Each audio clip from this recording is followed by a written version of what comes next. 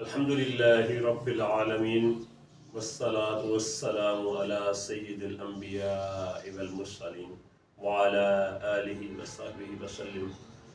आज का हमारा मौजू है कि सुन्नत नबवी के मुताबिक ईद उल फितर कैसे गुजारी जाए, कैसे मनाई जाए। हज़रत अनस रज़ियल्लाहु ताला अन्हु फरमाते हैं कि नबी करीम सल्लल्लाहु अलैहि वसल्लम जब मदीना मुनव्वरा तशरीफ़ लाए तो यहाँ के जो लोग थे वो 2 दिन खुशियाँ मनाते और खेल तमाशे करते थे। तो आप सल्लल्लाहु अलैहि वसल्लम ने पूछा कि ये 2 दिन कैसे हैं। तो सहाबा ने अर्ज़ की कि इन अय्याम में हम लोग अहद जाहलियत के अंदर खुशियाँ मनाते और खेलते थे। तो फिर नबी करीम सल्लल्लाहु अलैहि वसल्लम ने फरमाया कि अल्लाह ताला ने आपको इन 2 दिनों का बेहतरीन बदल अता फरमाया है, उनको बेहतरीन दिनों में तब्दील कर दिया है। और वो 2 दिन कौन से हैं? ईद उल फितर और ईद उल अज़हा। इसी तरह से पहले जो अंबिया हैं उनकी जो उम्मतें थी वो भी किसी न किसी शक्ल में जो है वो ईद मनाया करती थी। जिस तरह हज़रत आदम अलैहिस्सलाम की जो उम्मत है वो उस दिन ईद मनाती जिस दिन आपकी तौबा कबूल हुई। हज़रत इब्राहीम अलैहिस्सलाम की उम्मत उस दिन ईद मनाती जिस दिन आपको नमरूद की आग से निजात मिली। हज़रत यूनुस अलैहिस्सलाम की उम्मत उस दिन ईद मनाती जिस दिन आपको मछली के पेट से निजात मिली। हज़रत ईसा अलैहिस्सलाम जो है उनकी जो उम्मत है वो उस दिन ईद मनाती जिस दिन आसमान से मायदा उतारा गया। अहले अरब साल में मुख्तलिफ त्यौहार में शराब नोशी करते, जुआ खेलते, शेर व शायरी करते और रक़्स व सुरूर की महफ़िलें सजाते। तो ये इस्लाम का फैज़ान है और इस्लाम की बरकत है कि उसने मुसलमानों में खुशियाँ मनाने को एक ख़ास तरीके में बदल दिया, एक ख़ास सांचे में डाल दिया।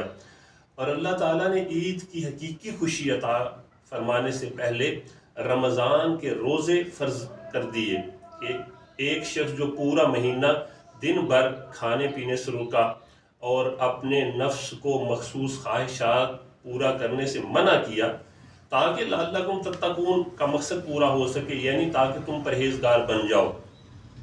इस हकीकी खुशी का लुत्फ़ वही खुश नसीब उठा सकते हैं, वही जानते हैं कि जिन्होंने पूरा महीना जो है ना वो अल्लाह ताला के अहकामात को माना और रोज़े रखे और अपने नफ्स की ख्वाहिशात से बचते रहे।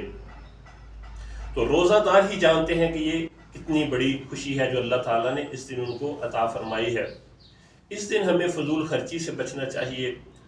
जिस तरह के सूरह बनी इसराइल की आयत नंबर 26 और 27 में अल्लाह ताला ने फरमाया, और फजूल ना उड़ा, बेशक उड़ाने वाले शैतानों के भाई हैं और शैतान अपने रब का बड़ा नाशुक्र है।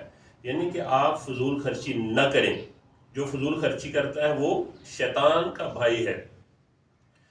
नबी करीम सल्लल्लाहु अलैहि वसल्लम जो है वो एक दफ़ा ईद की नमाज पढ़ के वापस आ रहे थे तो आपने रास्ते में एक बच्चे को देखा जो कि रो रहा था। नबी करीम सल्लल्लाहु अलैहि वसल्लम ने अपना दस्ते रहमत उसके सर पर रखा तो उससे पूछा कि आप क्यों रो रहे हैं।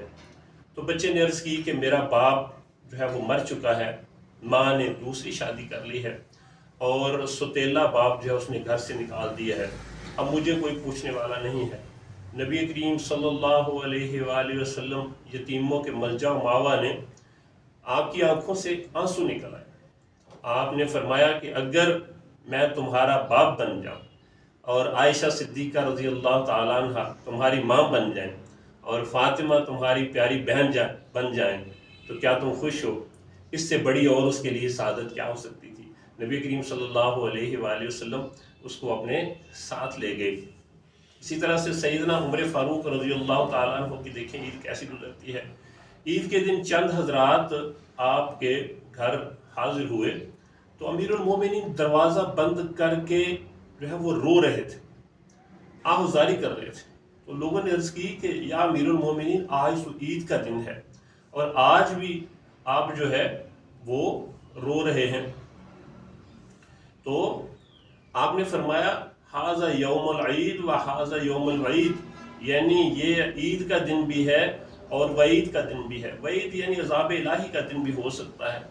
یعنی کہ یہ عید کا دن تو ان کے لیے ہے جن کی نیکیاں قبول ہو گئیں، لیکن جن کی نیکیاں قبول ہی نہیں ہوئیں ان کے لیے تو یہ یوم الوعید ہے. اور مجھے خوف ہے کہ کیا میری عبادت قبول ہوئی یا نہ ہوئی. یہ وہ ہستی کہہ رہی ہیں جن کو زندگی ہی میں جنت کی بشارت مل چکی ہے. تو اسی طرح سے آپ کے ایک دفعہ آپ کے شہزادے کو آپ نے دیکھا کہ آپ عید کے موقع پر پرانی قمیض پہنے ہوئے تھے تو آپ رو پڑے. تو بیٹے نے عرض کی بابا جان کیوں رو رہے ہیں؟ تو آپ نے فرمایا کہ میرے لال مجھے اندیشہ ہے کہ آج عید کے دن جب دوسرے سارے لڑکے جو ہیں وہ اچھا لباس پہنیں گے تو تمہارا دل ٹوٹ نہ جائے. تو بیٹے نے کتنا خوبصورت جواب دیا. اس نے عرض کی دل تو اس کا ٹوٹے جو رضائے الہی میں ناکام رہا، جس نے ماں باپ کی نافرمانی کی ہو.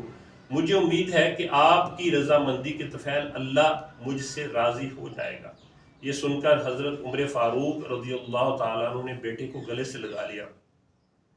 حضرت عمر بن عبدالعزیز رضی اللہ تعالیٰ عنہ کی خدمت میں عید سے چند دن قبل آپ کی شہزادیاں حاضر ہوئیں اور عرض کرنے لگیں کہ بابا جان ہمیں عید پر نئے کپڑے لے کر دیں. تو آپ نے فرمایا وہی کپڑے آپ دھو کر پہن لیجئے. تو انہوں نے اصرار کیا. تو باپ تھے، دل پسیج گیا اور خازن کو، خزانچی کو بلایا اور اس کو کہا کہ مجھے 1 مہینے کی پیشگی تنخواہ لا دو. اب خازن نے دیکھی کتنا زبردست جواب دیا. اس نے عرض کی حضور کیا آپ کو یقین ہے کہ آپ 1 ماہ تک زندہ رہیں گے؟ اتنا بڑا یہ ہمارے لیے سوالیہ نشان ہے، ہمارے حکمرانوں کے لیے بھی اور ہمارے لیے بھی، کہ ہم بلا وجہ جو ہے نا وہ قرضہ لے کے بعض اوقات اپنی جان پہ بوجھ ڈالتے ہیں اور بعض لوگ اس دنیا سے چلے جاتے ہیں اور ان کا قرض اتارنے والا کوئی نہیں ہوتا اور پھر انہی کو ان ساری چیزوں کا حساب دینا ہوتا ہے. اسی طرح حضرت غوث الاعظم رحمۃ اللہ علیہ فرماتے ہیں کہ لوگ کہتے ہیں کہ کل عید ہے، کل عید ہے اور سب خوش ہیں. میں اس دن خوش ہوں گا جس دن اس دنیا سے اپنا ایمان سلامتی کے ساتھ لے کر چلا گیا. حضرت علی کرم اللہ وجہہ کو لوگ مبارکباد دینے کے لیے حاضر ہوئے تو آپ رضی اللہ تعالیٰ عنہ نے فرمایا عید تو ان کی ہے جو عذاب آخرت اور مرنے کے بعد کی سزا سے نجات پا چکے ہیں. میں تو اس دن خوش ہوں گا جس دن اس دنیا سے اپنا ایمان سلامتی کے ساتھ لے کر چلا جاؤں گا. اسی طرح ایک دن آپ جو ہے عید والے دن خشک روٹی کے ٹکڑے تناول فرما رہے تھے. تو کسی نے پوچھا آج تو امیر المومنین عید کا دن ہے تو آپ آج بھی جو ہے نا خشک ٹکڑے تناول فرما رہے ہیں، کھا رہے ہیں.